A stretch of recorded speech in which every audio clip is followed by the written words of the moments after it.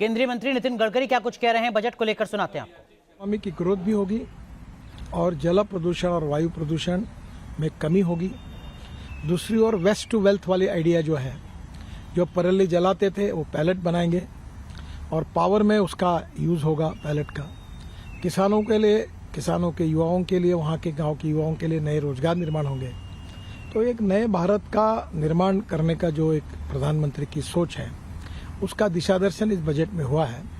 और ये मुझे विश्वास है कि ग्रामीण भारत को, कृषि भारत को, 115 एस्पिरेंट डिस्ट्रिक्ट को और ट्राइबल ऐसे क्षेत्र में विशेष रूप से प्रगति की गति और बढ़ाएगा और हिंदुस्तान को आत्मनिर्भरता की तरफ लेके जाएगा। और इतना अच्छा बजट वित्त मंत्री ने दिया है, मैं उनका बहुत बहुत अभिनंदन करता हूं, उनको धन्यवाद देता हूं। नितिन गडकरी धन्यवाद दे रहे हैं वित्त मंत्री निर्मला सीतारमण का, ये कहते हुए कि मौजूदा परिस्थितियों में जो वित्त मंत्री ने ऐलान किया है उससे काफी ज्यादा सुधार देखने को मिलेगा। तमाम खास मेहमान भी हमारे साथ बने हुए हैं। वरिष्ठ पत्रकार हरवीर सिंह जी हमारे साथ हैं, हमारे साथ न्यूज नेशन नेटवर्क के editor in chief Manoj Gairola sir हैं, हमारे साथ धीरेन्द्र कुमार सर हैं, जिनसे बेहतर तरीके से हम समझेंगे कि उद्योग जगत को क्या कुछ मिला। हमारे साथ योगेंद्र यादव सर भी बने हुए हैं। योगेंद्र सर, मैं आपके पास आऊंगा, लेकिन उससे पहले धीरेन्द्र सर एक सवाल मैं आपसे पूछना चाहूंगा। कॉर्पोरेट सेक्टर को लेकर कुछ खास आपको नजर आता है क्या सर इस बजट में? नहीं, बिल्कुल भी कुछ खास नहीं है, बल्कि जो इंफ्रास्ट्रक्चर पे जो एलोकेशन बढ़ा है उसका कुछ रिपल इफेक्ट होगा। लेकिन पर्सनल फाइनेंस, कॉर्पोरेट सेक्टर, इनके लिए कोई खास कुछ सेक्टर के लिए कुछ खास तरीके का प्रावधान किया गया है और वो हमें बारीकी से और ज्यादा डिटेल में देखना पड़ेगा। लेकिन कोई भी ऐसा खास प्रावधान, जैसा मैं बता रहा था कि जो पार्ट बी है वो बिल्कुल 2-4 मिनट में वो खत्म हो गया था जी। और उसमें कुछ खास बताने को नहीं था। एक जो छोटी सी चीज जो कि हुई है, एक बल्कि 2 चीजें हुई है जो कि एक आम आदमी के लिए कुछ अंतर ला सकती है। एक तो कि ये जो कोर बैंकिंग का प्रावधान सारे पोस्ट ऑफिस में किया गया है, ये एक बड़ी चीज हो सकती है, बशर्ते कि क्योंकि पोस्ट ऑफिस का विस्तार पूरे देश भर में है। पोस्ट ऑफिस वहां तक पहुंची हुई है जहां तक बैंक के आज तक नहीं पहुंच पाई। और हम जो भी कह लें डिजिटल बैंकिंग है जो भी, लेकिन लोगों को जिस तरह का भरोसा होता है जब आप कोई फिजिकल चीज आप देखते हैं, तो पोस्ट ऑफिस का विस्तार हो चुका है और कोर बैंकिंग होने से वो एक, और जहां पे एटीएम उपलब्ध होगा, तो ये एक बड़ा स्प्रेड, ये एक बड़ी सुविधा हो सकती है। दूसरा, जो क्रिप्टो करेंसी के बारे में हम बड़े दिनों से उम्मीद कर रहे थे कि कुछ होगा, क्योंकि ये धीरे धीरे ये बहुत बड़ा स्पेकुलेटिव इंस्ट्रूमेंट बन गया है। बहुत सारे यंग लोग इसमें स्पेकुलेट करते हैं और पता नहीं था कि इसका टैक्स ट्रीटमेंट क्या होगा, क्या ये लीगल है, इलीगल है। तो अब ये क्लियर हो गया कि इसको एक एसेट की तरह ट्रीट किया जाएगा, 30% इस पे टैक्स लगेगा, इसमें किसी भी तरह का। लेकिन धीरेन्द्र सर, माफ कीजिए मैं आपको रोक रहा हूँ, लोगों के जहन में अभी भी ये सवाल है कि क्या क्रिप्टो इस 30% टैक्स के साथ ही लीगलाइज हो गई है हमारे देश में, या अभी स्पष्टता होना बाकी है? ये भी साफ नहीं है कि क्रिप्टो लीगल है या नहीं है, टैक्स लगना शुरू हो गया है। जी हाँ, टैक्स लगने से ये हो जाता, प्रूव हो जाता है कि ये लीगल है, क्योंकि अगर ये इलेजिटिमेट एक्टिविटी होता तो उस पर टैक्स कैसे लगेगा? तब तो ये गैर कानूनी चीजें होती। तो और इसमें एक नया सेक्शन जोड़ा गया है जिसमें ये बताया गया है, क्योंकि इसमें ये बहुत ही कॉम्प्लिकेटेड लॉ है। बिल्कुल, आप क्रिप्टो खरीदेंगे और बेचेंगे, उस पर जो मुनाफा होगा उस पर 30% टैक्स होगा। लेकिन उसका क्या होगा जब आप क्रिप्टो खरीदेंगे लेकिन क्रिप्टो से आप कुछ और चीज खरीद लेंगे? अगर आप टेस्ला कार खरीद लेते हैं क्रिप्टो से, तो उसके मुनाफे का क्या होगा? तो उसके मुनाफे का भी प्रावधान किया गया है कि आप उसको खरीदने के पहले, खर्च करने के पहले टैक्स चुका दीजिए और वो 30% होना चाहिए आपके मुनाफे का। किसी भी तरह के गिफ्ट को आप गिफ्ट पे भी टैक्स लगेगा और किसी भी तरह के लॉस को आप इससे ऑफसेट नहीं कर सकते। तो बड़ा बारीकी से इसका प्रावधान किया गया है, लिखा गया है। ठीक है, मैं आऊंगा आपके पास। हमारे साथ एक और खास मेहमान जुड़ चुके हैं, अरविंद मायाराम जी। आप पूर्व वित्त सचिव हैं भारत सरकार के, लंबा अनुभव है बजट और आर्थिक मामलों का। बहुत बहुत स्वागत है अरविंद सर आपका न्यूज नेशन पर। मैं आपके पास आऊं उससे पहले योगेंद्र सर, एक सवाल बस मैं आपसे पूछना चाहूंगा।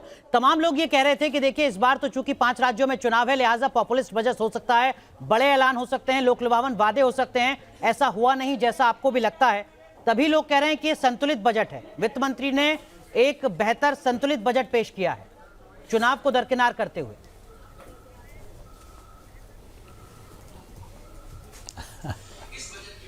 अनुराग भाई, कुछ ऐसा बन गया है कि प्रधानमंत्री ये करें तो मास्टर स्ट्रोक, उल्टा करें तब भी मास्टर स्ट्रोक। अगर किसानों को दे देते तो कहते कि मास्टर स्ट्रोक किसानों को दिया, अब तो चुनाव में जीतेगी जीतेगी। नहीं दिया तो कहेंगे बड़ा संतुलित बजट है। मैं पहले अभी आपको शुरू में मैंने कहा ना, वित्त मंत्री बहुत गुस्सा दिख रही थी आज किसानों से। मैं उसका आपको एक प्रमाण और दे देता हूं। जैसा मैंने बार बार कहा है, उनकी स्पीच में और आंकड़ों में कोई संबंध नहीं होता। आप ध्यान से सुनिए आंकड़ा जो मैं दे रहा हूं, सबसे महत्वपूर्ण आंकड़ा ये है।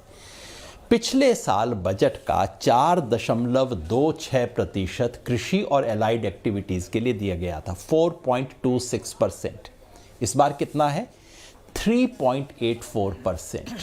यानी कि कृषि का बजट कुल मिला के, इसमें सब शामिल है, सम्मान योजना और इसमें तिलहन, दलहन, ड्रोन, एग्रीकल्चर यूनिवर्सिटी, सबको शामिल करके बजट 4.26% से घटा के 3.84 कर दिया है। और कोई ना ये ना सोचे कि ये बहुत डेसिमल का मामला है, क्योंकि ये जो 0.4% बजट कम किया गया है, ये लगभग 1.5 लाख करोड़ रुपए की कमी है। तो निश्चित ही प्रधानमंत्री और वित्त मंत्री किसानों से नाराज हैं, ग्रामीण इलाकों से नाराज हैं। मैं इतना कहना चाहता हूं, हमारे जैसे आंदोलनकारियों से नाराज है, अच्छा हमें जेल में डाल दीजिए। किसानों से बदला क्यों ले रहे हैं, मुझे समझ नहीं आ रहा। इसका कोई असर इन राज्यों में जहां चुनाव हो रहे हैं योगेंद्र सर, आपको नजर आता है? या फिर भारतीय जनता पार्टी के कार्यकर्ता, नेता और सरकारें, राज्य और केंद्र सरकार, लोगों तक ये संदेश पहुंचाने में सफल रहे कि वो तो हमेशा किसानों के हित का काम करते आ रहे हैं?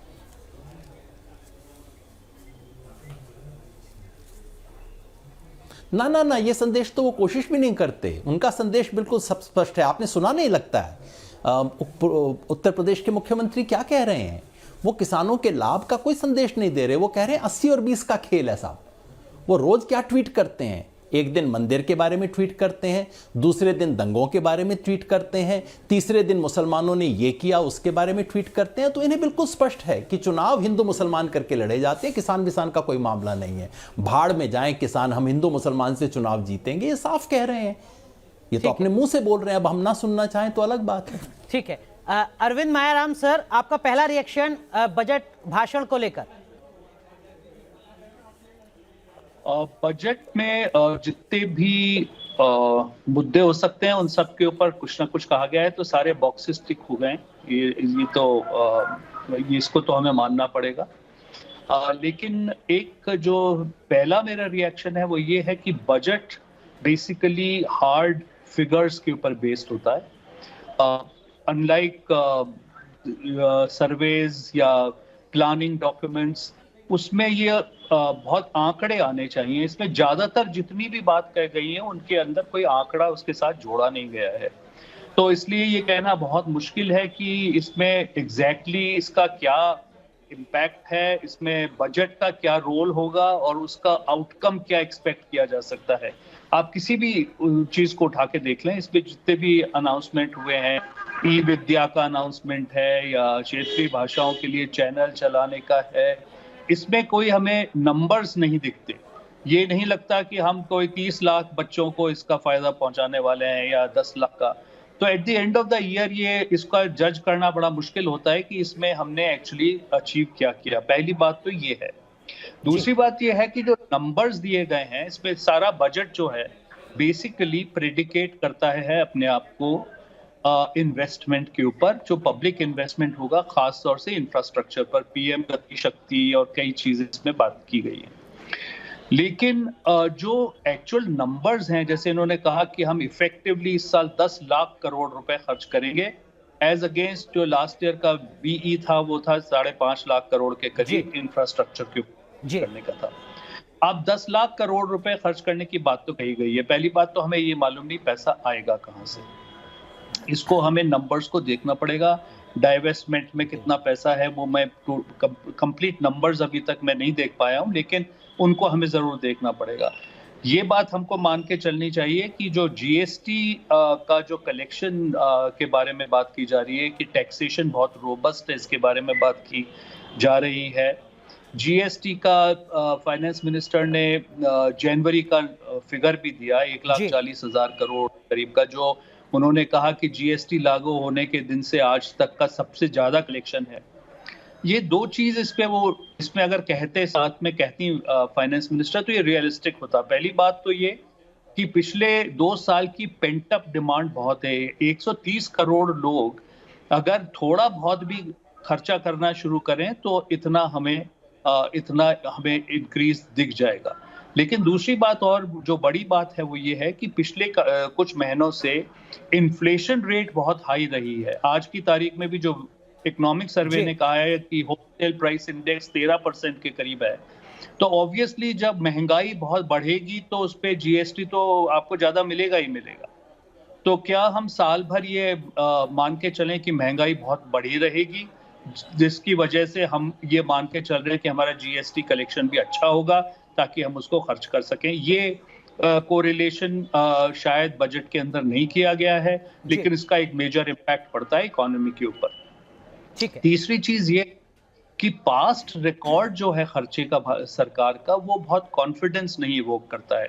पिछले साल का अगर आप नवंबर का कंट्रोलर जनरल ऑफ अकाउंट्स की रिपोर्ट को देखेंगे तो जो इन्होंने 5.5 लाख करोड़ का बजट किया था इंफ्रास्ट्रक्चर डेवलप करने के लिए, नवंबर तक केवल 49.9% ही वो खर्च कर पाए थे पिछले वर्ष नवंबर तक। अब दिसंबर, जनवरी, फरवरी और मार्च 4 महीने के अंदर उसमें से वो 50% बाकी कवर कर लेंगे, ये मुझे इसका डाउट लगता है। तो इसलिए 10,000 करोड़ में से एक्चुअल कितना इन्वेस्टमेंट होगा इसके बारे में भी एक क्वेश्चन मार्क है, जिसको पूरी तरह से हम जिसके प्रति आश्वस्त नहीं है।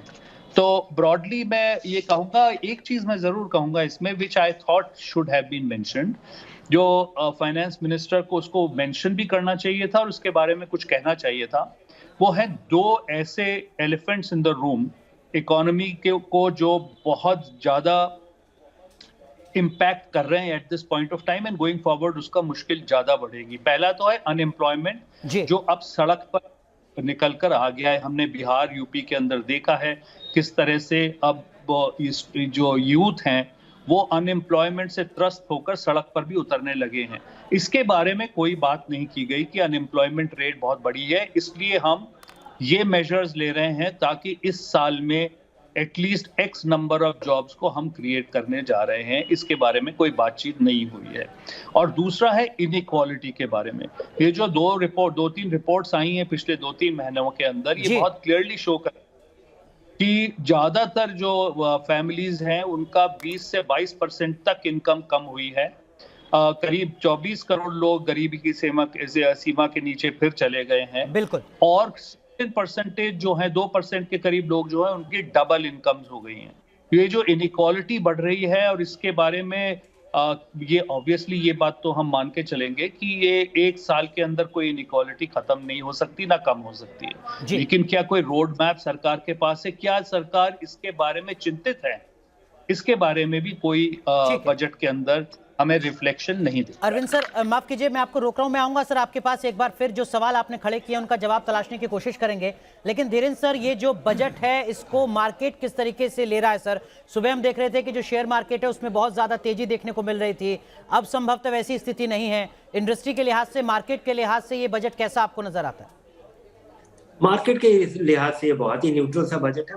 बाजार आजकल बहुत आसानी से खुशहाली में आ जाता है, और जो बाजार का स्तर हो गया जिसमें कि आप इसको पॉइंट में मत देखिए, अब इसको प्रतिशत में देखिए, और आधे प्रतिशत 1% का बढ़त या गिरावट कोई खास मायने नहीं रखता है जिस तरह का उतार चढ़ाव हम बाजार में देखते हैं। और बाजार में थोड़ी खुशहाली इस बात से है कि कुछ भी नेगेटिव बदलाव नहीं हुआ है। न टैक्स बढ़ा है, ना कोई किसी तरह का छेड़खानी किया गया है जिसके बारे में आप चिंतित हो। तो बाजार के खुशहाली का कारण यही है, और बाजार के खुशहाली का कारण यही है कि अगर ये ग्रोथ के बारे में जो उम्मीद की गई है अगर वो रहता है तो बाजार उससे खुश रहता है। धीरेन्द्र सर, जो कैपिटल इन्वेस्टमेंट बढ़ाने का जोर यहाँ पर वित्त मंत्री ने दिया है अपने भाषण में, क्या इसका कुछ असर आने वाले वक्त में इंडस्ट्री पर, मार्केट पर आपको नजर आता है पॉजिटिवली? जी हाँ, उसका पॉजिटिव असर पड़ेगा, लेकिन ये देखना पड़ेगा कि ये अभी डिटेल आना बाकी है कि ये पैसे आएंगे कहाँ से, क्या डिसइन्वेस्टमेंट अपना ट्रैक पे है, क्या ये जो महंगाई दर है ये सस्टेन होता है, तो ये एक तरह से इन्फ्लेशन एडजस्टेड ग्रोथ ये बहुत मीनिंगफुल नहीं होगा अगर इस बढ़ोतरी के बावजूद महंगाई दर से एडजस्ट करके अगर उसको देखा जाए तो हमारा रियल ग्रोथ क्या होगा। लेकिन इसके बावजूद मुझे लगता है कि बाजार को काफी बड़ा कॉन्सोलेशन इसी बात से मिला है कि कोई छेड़खानी नहीं की गई है, कोई भी नेगेटिव चीज नहीं है। धीरेन्द्र सर, ज्यादातर लोगों के लिए हमारे मुल्क में जो बजट है उसका मतलब टैक्स से जुड़ा होता है। आपने डायरेक्ट टैक्स की बात तो की शुरुआत में ही। एक एनपीएस को लेकर सरकार ने ऐलान किया है, 10% से बढ़ाकर 14% कंट्रीब्यूशन किया है। वहीं दूसरी तरफ आईटीआर में गलती सुधारने के लिए 2 साल का मौका यहां पर दिया है। क्या वाकई इससे कुछ ज्यादा फर्क पड़ता है या सिंबॉलिक है? नहीं, इससे तो स्टेट गवर्नमेंट एम्प्लॉइज को सीधा फर्क पड़ता है, क्योंकि अभी तक क्या था कि सरकार ने एनपीएस का प्रावधान इसलिए किया है कि आप पेंशन का इंतजाम आप खुद कर पाएं, और उसमें ये जो 10% की पाबंदी थी कि केवल आपके बेसिक सैलरी का 10% ही जो कंट्रीब्यूशन होता था एम्प्लॉयर का, जो स्टेट गवर्नमेंट का होता था, केवल उतने को एग्जाम किया हुआ था। तो अभी अगर ये बढ़ करके 14% हो जाएगा तो एक तरह से आपकी आमदनी बढ़ रही है जिसपे कि आपको टैक्स नहीं देना पड़ेगा। ये खासा फायदा है। मुझे बड़ी हैरानी है कि प्राइवेट सेक्टर को भी ये उपलब्ध है।